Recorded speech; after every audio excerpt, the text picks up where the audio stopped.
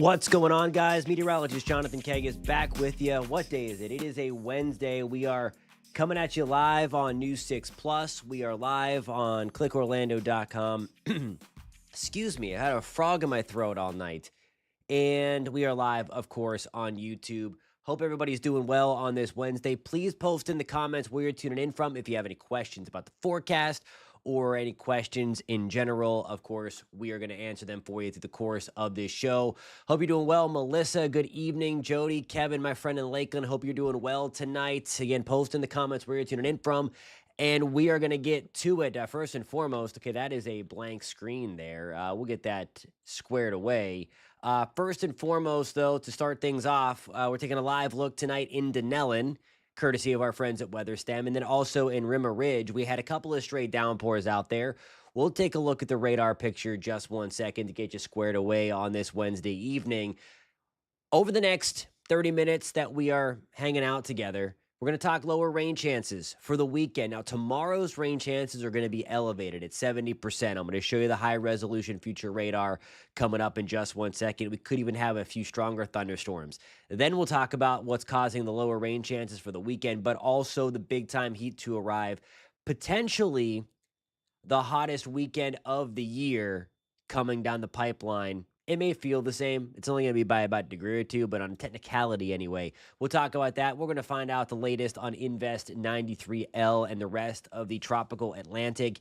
And then after our first break, we're going to talk about shelf clouds. Yesterday, we had a ton of pictures come in on Pinit. And by the way, if you don't know about Pinit, that is kind of the News 6 Instagram, if you will. If you don't have the News 6 weather app, it is a free download. I would love for you guys to download it. Not only do you get our forecast that we input ourselves, not only can you track the radar, track the weather with the best, most high-resolution radar there is on a non-paid weather app, and of course, get our forecast and get all of our breakdowns and things like that. But you can also submit pictures to us so that we can show them on TV and on the streaming show tonight. So a bunch of those came in tonight.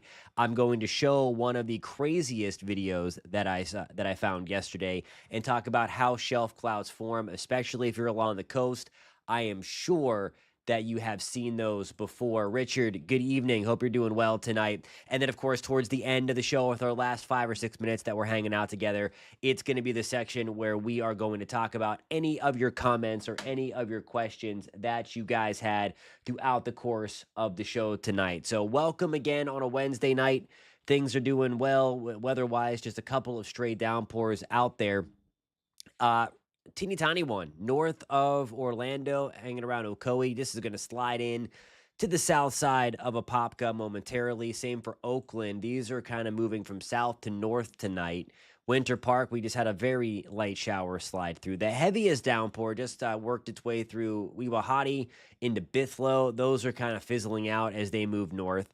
And then we have a couple of stray downpours to the west, really paralleling I-95 tonight. Those are streaming pretty much right due north, and those will continue to work their way from south to north throughout the course of the afternoon and into the evening. We're going to recharge things tomorrow, and I do think we're going to have an outside shot for a couple of really nasty thunderstorms tomorrow. I don't think it's a widespread severe weather day by any means. However, I do think things could get a little rowdy, especially to the west of Orlando tomorrow. So everything starts out typical Central Florida summer day here, 6 a.m., lots of sunshine, muggy start, very similar day to today. Again, we have kind of rid ourselves from the grips of that quasi-tropical thing that brought us all that rain the other day. There's lunchtime. I still think we're doing pretty good. We'll start to look for a few downpours to try to materialize along I-95 and I-75. And then things really get going as we get towards that 4, 5, 6, 7 o'clock hour, really starting closer to Mico, Geehaw Junction, Palm Bay, Grant Valcaria, Kenansville, Osceola, Southern Brevard County, and then sliding their way from southeast to northwest. And then I really think it's going to be between Orlando and about Bushnell, Nobleton, Coleman. It's going to be in that zone where I do think the sea breezes are going to come together. And when they get together, that adds a little bit of extra oomph in the atmosphere. and that's going to cause the more widespread thunderstorms to erupt. So more kind of your popcorny thunderstorms south and east of I-4, and then I think more of your widespread stuff. Note the time too. That's going to be 7 o'clock.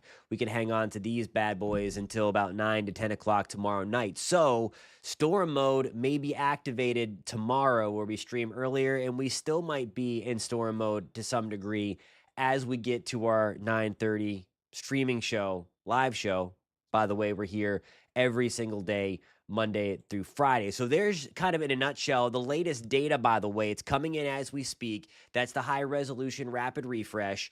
And that comes in every single hour. So the newest long range one that goes out 48 hours is coming in as we speak. So if you stick around for the 10 o'clock news, again, we're also streaming that on News 6 Plus nowadays and on YouTube. It's not on the same YouTube links. You're gonna have to find that. It's on the New 6 page though, so it's gonna be right in that same kind of area. Just make sure you're subscribed to the New 6 page, and you will see the live stream pop up where we're gonna go over the forecast in a little more detail again. I'm gonna show you like hot off the press. That high resolution future radar for tomorrow. Hey Kelly, what's going on? Elizabeth, good to see you again. Richard, my friend in Ormond Beach, hope you are doing well tonight. Okay, so I mentioned that rain chances are high tomorrow. You see it right there, 70%. It's a pretty high rain chance, especially to the west of I-95. I mean, west of Orlando, which is west of I-95, but I want to get a little more detailed than that. Here's what's going to change. And I think for July standards anyway, it is going to be pretty dry as we move into the weekend, really. And I think really starting on Friday. And it's because of this big chunk of high pressure. So we're looking at the blue color. Thumbs up if you see the big batch of blue that's really expanding across the Atlantic Ocean, and a nice big chunk of high pressure. This is going to be our biggest player in the forecast as we move into Friday and then especially the weekend. Note how the blue nudges right on over the Florida Peninsula. So this big appendage of this gigantic Bermuda high expands further west. It's going to do a couple of things. The main thing is that as we have higher pressure around, it's harder for thunderstorms to maintain themselves a little bit more. Some drier air is also going to come in. So we're going to have two things kind of working against thunderstorm development. I do think there will be a few thunderstorms that develop over the weekend, but nonetheless, I also think that it's going to be mainly on the drier side. So if you do have a beach day planned, if you have a pool day planned as we get into Saturday and Sunday, or hanging out Friday evening, I think things are looking very nice. It is just going to be blazing hot. I have temperatures in the mid 90s right now. That may be a little conservative. It may be upper 90s. Been going back and forth whether I want to bump that up in the forecast or not. It's going to be hot either way. I'm just very, very meticulous. I want to get that temperature right down to the degree. It's going to be hot. It's going to be humid regardless. Alrighty, guys, I have to get a quick break in the next 3 minutes, or in 3 minutes. We are going to take a hard look at some of these awesome videos that we got on Pin It yesterday that show these super ominous shelf clouds coming through. And then we're also going to take an in-depth look at the Tropics. Invest 93L is still out there. It is really, really struggling. Again, good news there. We're going to talk all about that when we see you on the other side of this 3-minute break.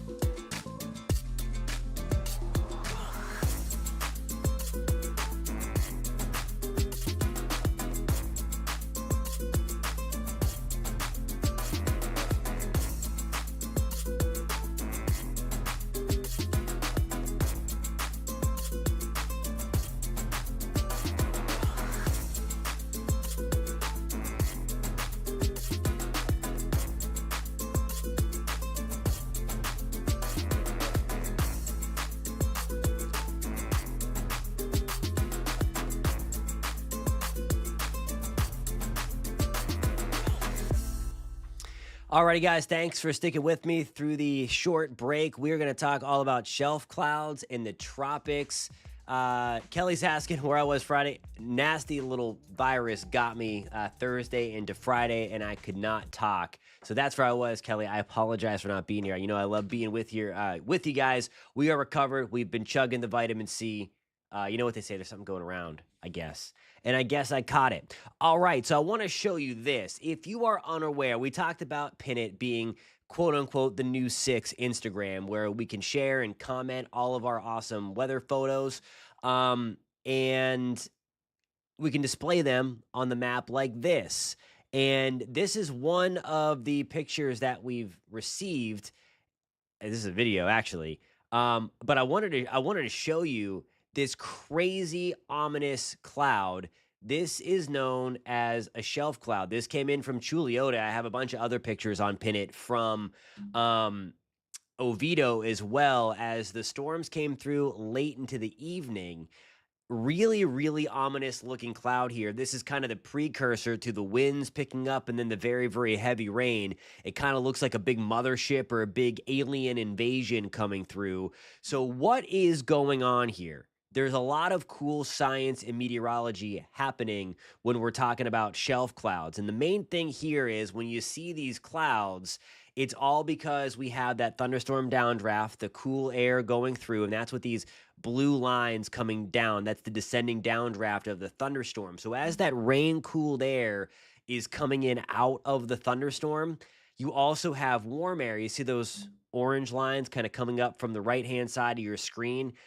Since cooler air is more dense, it's thicker, it forces up that warm air. As you're taught as a kid when you're practicing fire drills, warm air rises. Same deal here. That warm air goes up and over that dome of that cooler, more dense air.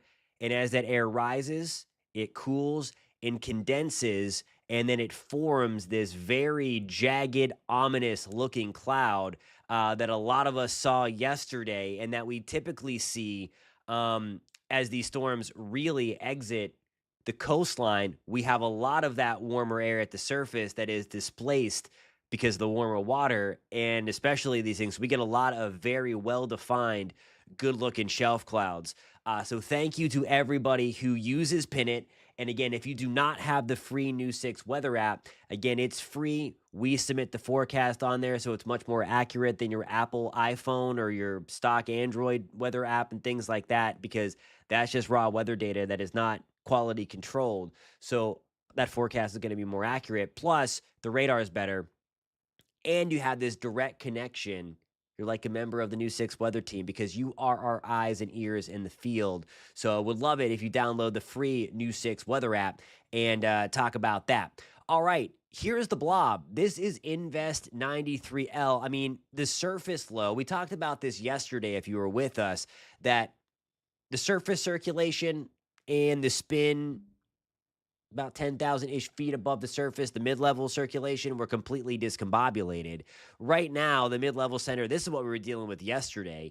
It's over New Orleans, Gulfport, Mississippi, Mobile, Alabama. They're getting clobbered with some heavy rain, and they will over the next couple of days. Like, the surface circulation is still right up here towards Montgomery, Alabama, Dothan, Alabama. I don't see it. It's really going to have to do work and get tugged back over the water for it to develop. You guys know that it needs the warm water to actually develop. So I don't know if that's going to happen. I don't think it's going to happen. Regardless, I just don't see any significant development with this, even if it were to quickly spin up into a depression or a storm. Yeah, the water is juiced out here. We're talking water temperatures along the North Gulf Coast in the mid to upper 80s. But regardless, regardless, it can't really do anything if it doesn't have a well-defined center at the surface to start what we call the heat engine to take advantage of that warm water. So the good news is I don't think there's any significant development out of here. Hurricane Center is still giving this guy, yeah, I guess it'd be a guy because Dexter's the next name up. I don't know that we see Dexter with this one. Over the next 7 days, there is nothing else brewing out there. Some good news on the tropical weather front. Again, pretty much all clear skies. Look at the Caribbean. I mean, a couple of clouds in the Western Caribbean. That's it. No clouds through really the Central and Eastern Caribbean. Couple of stray clouds towards Trinidad and Tobago. And then just a few passing clouds out there as well. There is a nice, juicy little tropical wave getting ready to move off the coast of Africa through the Cabo Verde Islands, but there's also a lot of dust. And if you haven't paid attention to the tropical loop whenever we go to break, I'm about to go to another break again for 3 minutes. Pay attention to that. There's the dust satellite in the dust model.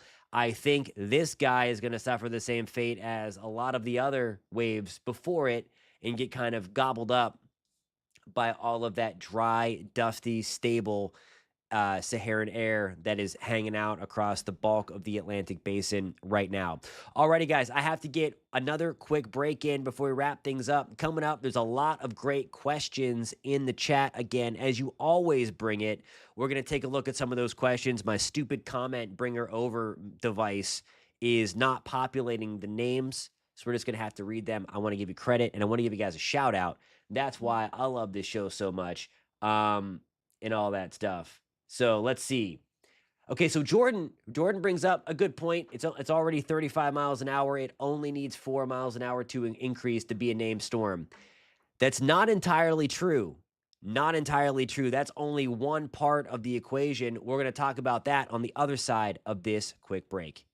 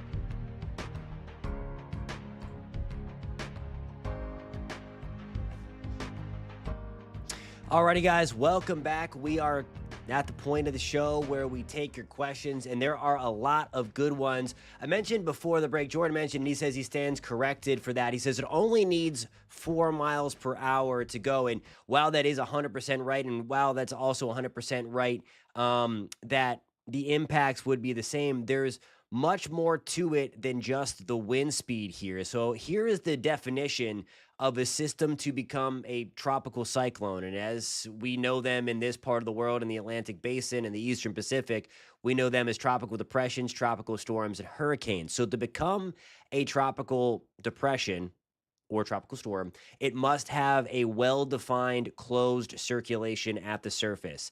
At the same time, there needs to be thunderstorms developing and wrapping around that well defined center. And those thunderstorms must be sustained for a period of time as well. And then that would be a tropical depression.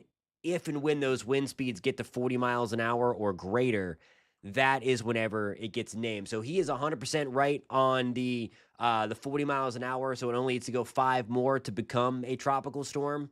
However, it's not really meeting those other requirements. The surface circulation, according to the latest area of low pressure, and these are the models for it. That's where it stands right now. It was able to be tugged a little bit offshore, but it's got that much room to go. It's very shallow, warm water there. I don't know that it can do it. It wasn't looking that impressive before, as we just showed you. The surface circulation would be right, maybe where that flare up is, and I hardly even see any kind of thunderstorms around there. So it probably has 6, 12, 18 hours max if it's moving super slow before it gets on land. So great points, Jordan, if I can talk tonight. So thank you for that. Richard is asking, is it true destructive weather does not come from shelf clouds? It is true, kind of. The bark is way, way worse than its bite with the shelf cloud itself. It's kind of the precursor to the storm. So when you see this moving overhead, a lot of times it is dry.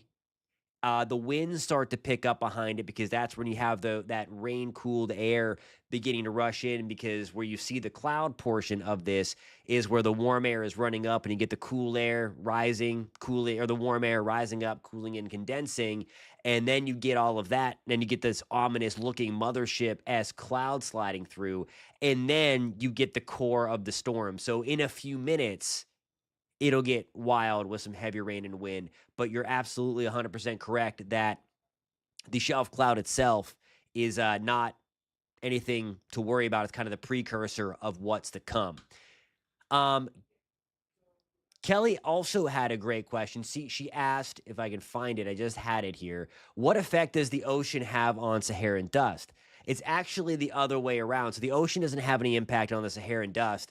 The Saharan dust has impact on the ocean. And what this helps it to happen, it helps to cool the ocean, because when you have the dust particles from the Sahara Desert suspended about anywhere from 5 to 20,000 feet above the surface, it helps to reflect sunlight away. And when there's less sunlight coming through reaching the surface, it prevents the water from warming up. The dust also contains a lot of nitrogen and phosphorus and all that other kind of stuff, phosphates, and it helps to fertilize the Amazon rainforest. But at the same time, it also helps to fertilize things like red tide and those big seaweed alga blooms and things like that.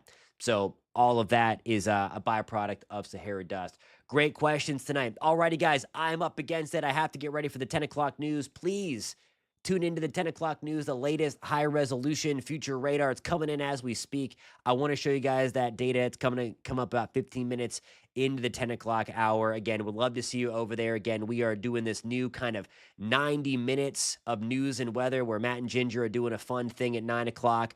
We're doing this streaming thing together. We're hanging out at 9:30. And of course, we have the 10 o'clock news and then 11 o'clock back on News 6. So I hope to see you guys over there. I am up against it. I've got to run. Elizabeth, 100%. I'll be covering hurricane season. Hopefully it stays as quiet as it's been, but I'm out of time. I'll catch you guys tomorrow. Another great chat tonight. Thank you guys so much for tuning in. Have a great night. Be safe.